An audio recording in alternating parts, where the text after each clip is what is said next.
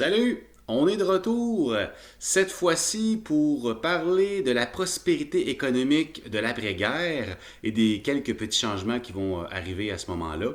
Donc, on est toujours dans les années fin 40, début 50. En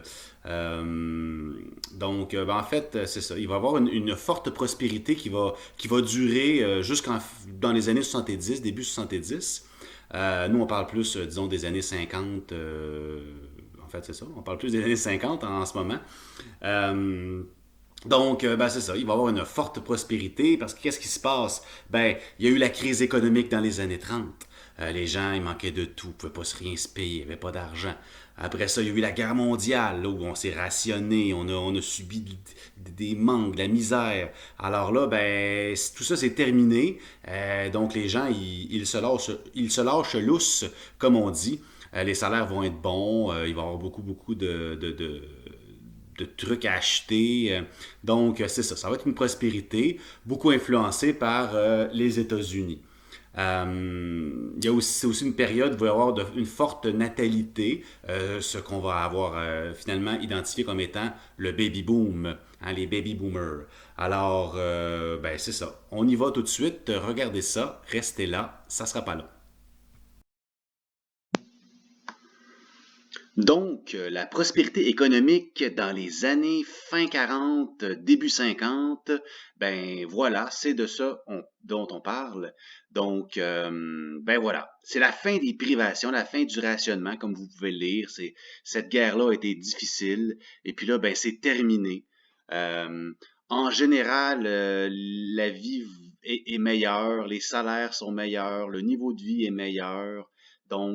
C'est ça la prospérité, si vous vous en souvenez, là, c'est quand l'économie va bien. Cette prospérité-là est très, très, très influencée par la culture américaine. On a fait souvent référence à cette petite phrase-là, l'American Way of Life. Donc, c'est vraiment une période où les États-Unis sont en plein développement. Hein, ils se sont sortis fort, fort, fort de la Deuxième Guerre mondiale. Et là, ben, ils sont en train d'étendre leur façon de vivre dans le monde capitaliste en tout cas. Et donc, ça se passe aussi au Québec et au Canada. Alors, on voit l'ouverture de grands magasins, il y a plusieurs produits qu'on peut acheter, les téléphones, etc. Donc, c'est un peu l'impression de déjà vu. Il y avait eu la guerre mondiale la première guerre mondiale, la Grande Guerre. Ça a été suivi des années folles dans les années 20 et finalement, donc, la crise économique. Alors, c'est un petit peu ça qui arrive, là. Donc, on a vécu une guerre mondiale et là, ben, on vit un moment de prospérité et ça va, après 30 ans, là, ça va quand même être long, ben, il va y avoir une crise économique au début des années 70. Fait que c'est un petit peu la même chose qui se produit. Alors, on voit ici des images, là, quand on parle de l'American Way of Life, ben c'est de tout ça qu'on veut parler. Hein, même le Père Noël, c'est un Américain, tu sais, il boit du coke, là. C'est ça dans le fond, là. La petite famille qui ont acheté leur belle petite voiture, puis là, ils s'en vont à la maison écouter la télévision, les émissions et tout ça. C'est ça l'American Way of Life. Alors, il y a aussi un changement sur la population. Donc, la fin de la guerre, la fin des moments difficiles a amené la prospérité. Et quand on est dans une situation comme ça où l'économie va bien, les gens travaillent, les gens ont des bons salaires, c'est souvent un moment aussi pour les gens de s'établir et de fonder des familles. Alors, c'est ça qui va se passer. Et il va donc y avoir une forte natalité. Beaucoup, beaucoup de bébés vont venir au monde dans les années 1945, les années d'après-guerre, d'après-guerre mondiale. Et donc, on va assister à un phénomène tellement fort au niveau de la natalité qu'on va finir par appeler ça le baby boom.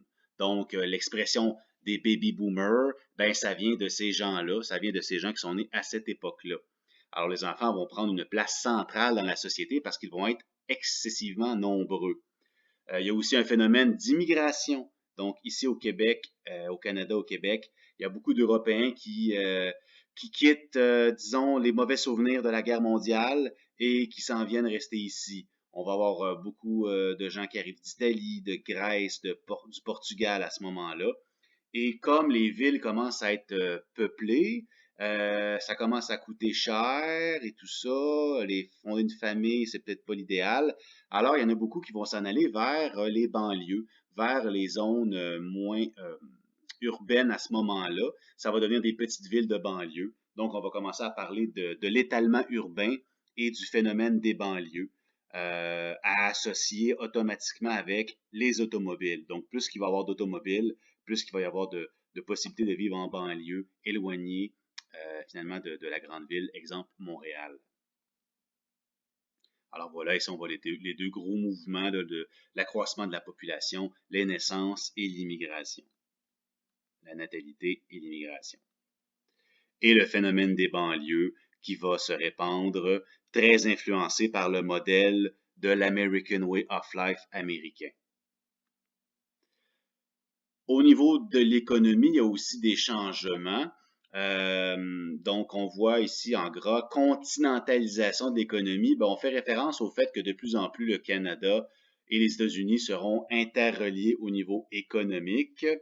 Un moment, disons, important pour ça, ce sera l'ouverture de la voie maritime du Saint-Laurent. C'est pas très sexy comme sujet, mais ce que ça veut dire, c'est qu'on va élargir, on va creuser la voie navigable du Saint-Laurent avec des écluses. Là, on voit un petit peu les écluses qu'on a fait à ce moment-là, pour permettre, dans le fond, aux navires de mieux circuler et d'utiliser le Saint-Laurent pour se rendre jusqu'au Grand Lac et donc jusqu'aux États-Unis.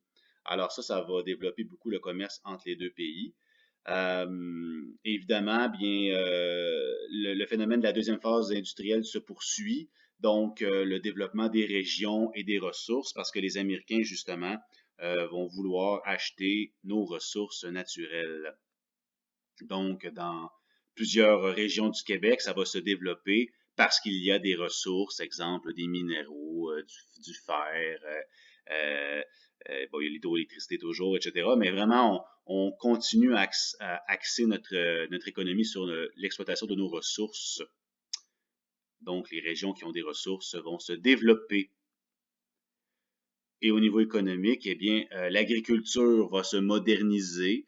Il y a eu donc une modernisation dans l'industrialisation, ben, dans l'agriculture aussi, et beaucoup grâce à Duplessis, on va en reparler bientôt, mais lui va, entre autres choses, permettre à l'électricité de se rendre de plus en plus loin au Québec, dans les campagnes.